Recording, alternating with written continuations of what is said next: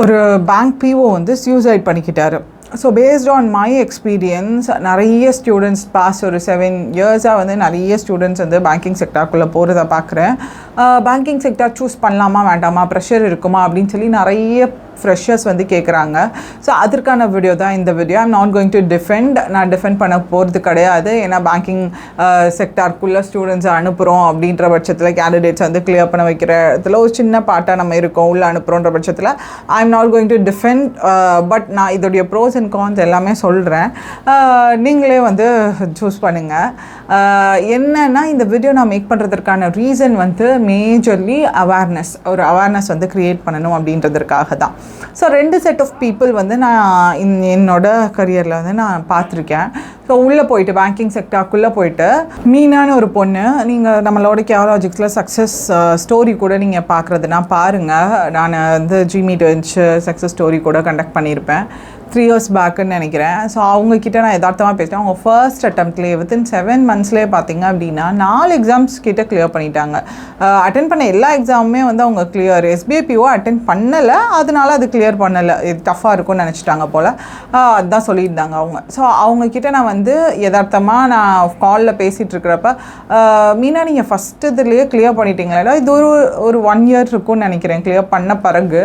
யதார்த்தமாக பேசிகிட்டு இருக்கிறப்போ நீங்கள் கிளியர் பண்ணிட்டீங்களா ஃபர்ஸ்ட் அட்டம்ப்டே, வேறு கூட நீங்கள் ட்ரை பண்ணலாம்ல, இல்லை இன்கேஸ் வந்து உங்களுக்கு SSC CGL அந்த மாதிரி போகணும், இல்லை வந்து வேறு ஏதாவது UPSC, பிகாஸ் நீங்கள் அவ்வளோ பொட்டென்ஷியல் இருக்குல்ல, நீங்கள் வேறு ஏதாவது ட்ரை பண்ணுறீங்களா அப்படின்னு சொல்லி கேட்டேன். பட் அவங்க என்ன சொன்னாங்க அப்படின்னா, அக்கா எனக்கு இங்கே கிடைக்கிற மரியாதையே எனக்கு அவ்வளோ ஹாப்பியாக இருக்குக்கா. என்னென்னா அவங்க வந்து ரூரல் ஏரியாவில் போஸ்ட் ஆகிருக்காங்க.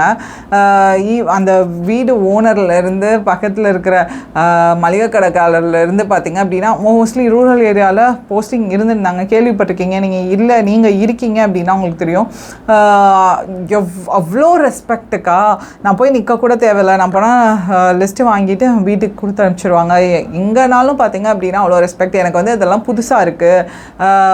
இப்போது அவங்களுக்கு வந்து நான் 1 year கழித்து பேசுகிறேன், ஓகேவா. ஸோ எனக்கு வந்து இது ரொம்ப பிடிச்சிதான் இருக்குது. பெருசாக வந்து எனக்கு போகணும் அடுத்து ஸ்விட்ச் ஓவர் பண்ணணும்லாம் பெருசாக இஷ்டம் இல்லைக்கா அப்படின்னு சொல்லியிருந்தாங்க.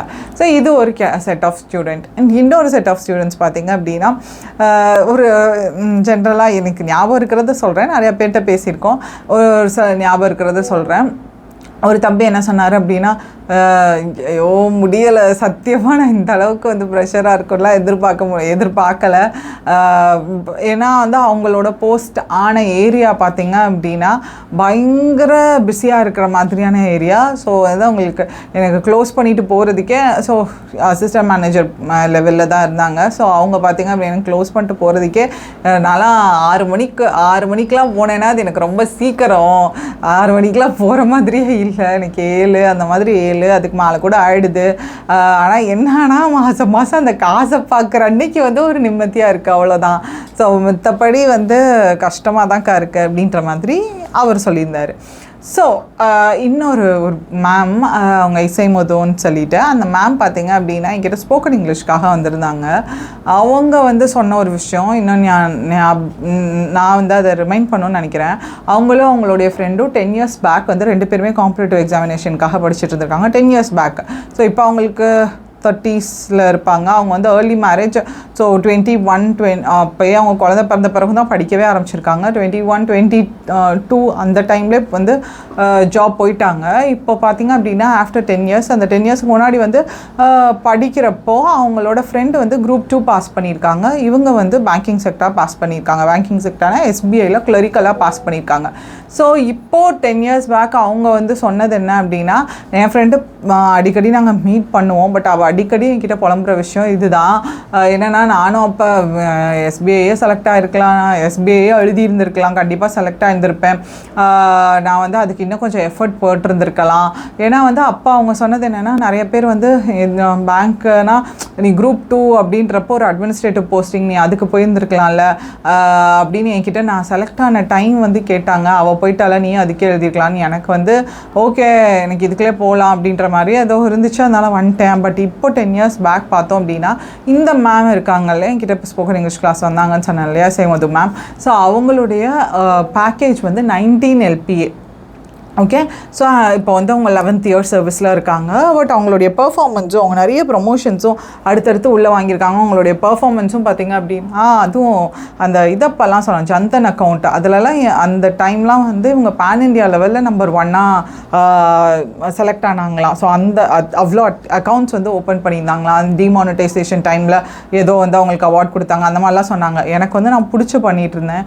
ஸோ இப்போ வந்து 19 LPA இப்போ வந்து அவங்களுக்கு ஒரு 34 அந்த அந்த ஏஜில் தான் இருக்கும். பட் இன்னும் நீங்கள் பார்த்தீங்கன்னா 44 54 இன்னும் ஒரு 24 வருஷம் 26 வருஷத்துக்கிட்டே இருக்குதுன்னு வச்சுக்கோங்களேன். 25 வருஷம் அப்ராக்சிமேட்டாக வச்சோன்னா இன்னும் இருக்குது. ஸோ கண்டிப்பாக வந்து இன்னும் பேக்கேஜ் நல்லா வரும். ஸோ இவங்க சொன்னது எப்படின்னு என்னென்னா அது எண்ட் ஆஃப் த டே வந்து நம்மளுக்கு மணி மேட்டர்ஸ் இல்லையா.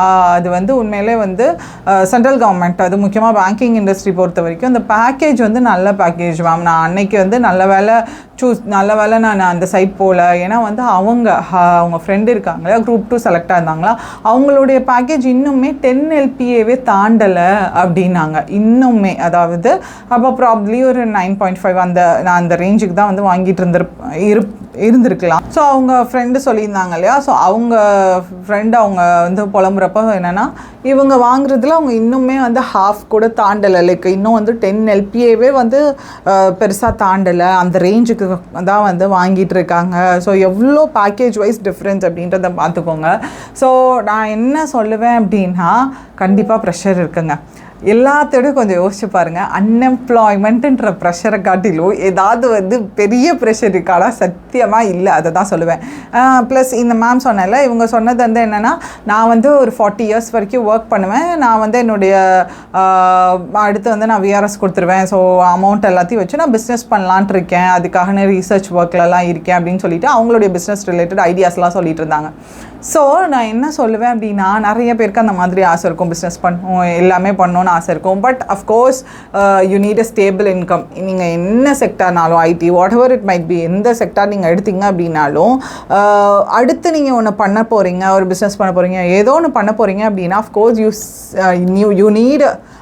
You need a stable income. கண்டிப்பாக அதுக்கு வந்து நீங்கள் public sector jobs or government jobs கண்டிப்பாக அது உங்களுக்கு ஹெல்ப்ஃபுல்லாக இருக்க தான் செய்ய போகுது. அண்ட் மோரோவர் நிறைய பேர் ப்ரெஷரைஸாக ஃபீல் பண்ணுறது என்ன அப்படின்னா சேல்ஸ் எதுலங்க இல்லை. ஒரு கொய்யாப்பழம் விற்கிற அம்மாலேருந்து சேல் பண்ணி தான் ஆகணும். ஒரு ஜாகுவார் கார் BMW மேனுஃபேக்சரர் கூட அதை சேல் தான் பண்ணணும். சேலில் தான் இந்த என்டையர் வேர்ல்டே வந்து ரிவால்வ் ஆகிட்டுருக்கு. நாளைக்கே நீங்கள் ஒரு பிஸ்னஸ் பண்ணணும்னு நினைக்கிறீங்கனாலும் நீங்கள் அதில் சேல் பண்ணி தான் ஆகணும். ஸோ சேல்ஸ் இல்லாமல் இருக்கவே இருக்காது. ஸோ நிறைய பேர் இந்த ஏதாவது பேங்கிங் இண்டஸ்ட்ரியில் ப்ரெஷரைஸாக ஃபீல் பண்ணுற அந்த ஒரு விஷயம் என்னென்னா அந்த sale point of view. But sale பண்ணாதாங்க சேல்ஸ்ன்ற ஒரு விஷயத்தை சுற்றி தாங்க எல்லாமே ரிவால்வ் ஆகுது. So what I would tell is that it's up to you. முக்கியமாக நான் என்ன சொல்லுவேன் அப்படின்னா ப்ரெஷருன்றது நீங்கள் எடுத்துக்கிறது தான். உங்களுக்கு அது செட் ஆகுதா அது ப்ரெஷரே கிடையாது. அண்ட் உங்களுக்கு அது செட் ஆகலையா அது சின்ன வேலையாக இருந்தாலும் பெரிய வேலையாக இருந்தாலும் ப்ரெஷராக தான் இருக்கும். இப்போ ஃபார் எக்ஸாம்பிள் எனக்கு வந்து குக்கிங் அப்படின்னா நான் மார்னிங்லேருந்து நைட் வரைக்கும் கூட நான் குக் பண்ணிட்டே இருப்பேன். டிஃப்ரெண்ட்டாக நிறையா குக் பண்ணுவேன். ஆனால் அதில் இருக்க ஒரு பாத்திரத்தை எனக்கு கழுவி வைக்கக்கூட கை வலிச்சு அப்படியே பயங்கர ப்ரெஷர் ஆகும் கட்டுப்பாகும். அப்போ எனக்கு குக்கிங் பிடிக்குது நான் பண்ணுறேன். எனக்கு பாத்திரம் வளர்க்குறது பிடிக்கல எனக்கு பண்ண முடியாது. அது ஒரு 2 பாத்திரம் இருந்தால் கூட எனக்கு ரொம்ப சிங்க்கு நிறைய பாத்திரம் இருக்க மாதிரி எனக்கு அப்படியே தலையே சுற்றும். ஐயோ இவ்வளோ இது இருக்கா அப்படின்ட்டு. ஆனால் இதே எனக்கு குக் பண்ண சொன்னால் நாள் ஃபுல்லாக உட்காந்து குக் பண்ணுவேன். இதே எனக்கு ஒரு நாவல் கொடுத்துட்டு என்னை படிக்க சொன்னால் நாள் ஃபுல்லாக படிப்பேன். ஸோ இந்த மாதிரி தான் உங்களுக்கு அந்த வேலை பிடிச்சிருச்சு அப்படின்னா அஃப்கோர்ஸ் யார் ப்ரெஷராக ஃபீல் பண்ணாலும் நீங்கள் அதை ப்ரெஷரைஸ்டாக ஃபீல் பண்ண மாட்டீங்க. இன்கேஸ் உங்களுக்கு அது வேலை செட் ஆகலை அப்படின்ற மாதிரி இருந்துச்சுன்னா அஃப்கோர்ஸ் அது நீங்கள் ப்ரெஷரைஸாக தான் ஃபீல் பண்ணுவீங்க. So it's up to you. Choose wisely. உங்களுக்கு கண்டிப்பாக இது செட் ஆகும் அப்படின்னு நினச்சிங்கன்னா கண்டிப்பாக உங்களுடைய ப்ரிப்பரேஷனில் அந்த இது அப்படின்ற எந்த டவுட்டும் இல்லாமல் படிக்க ஆரம்பிங்க. அவ்வளோதான். So that's it guys. வேறு என்னது கிளாஸஸ்லாம் ரெகுலராக போயிட்டுருக்கு பாருங்கள். டெய்லி உங்களுக்கு 10:30க்கு இங்கிலீஷ் கிளாஸ் இருக்கும். 12:15க்கு ஆப்டி கிளாஸ் இருக்கும். அண்ட் 10:30க்கு பார்த்தீங்கன்னா மண்டே வென்ஸ்டே அண்ட் ஃப்ரைடே வந்து யூடியூப்பில் செஷன்ஸ் போகும். தேர்ஸ்டே அண்ட் டியூஸ்டே உங்களுக்கு ஆப்பில் வந்து செஷன் போகும்.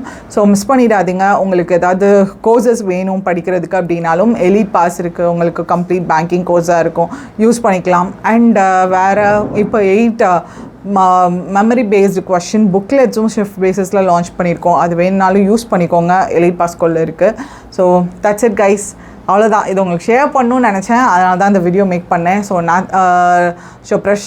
ப்ரெஷர் எடுத்துக்கிறதும் எடுத்துக்காததும் உங்களோட கையில் தான் இருக்குது. படிக்கிற டைமில் அது இதுன்னு எக்ஸ்டர்னலான விஷயங்களை கேட்டு அதை நினச்சி நீங்கள் வந்து வரி பண்ணிட்டு இருக்க வேண்டாம்.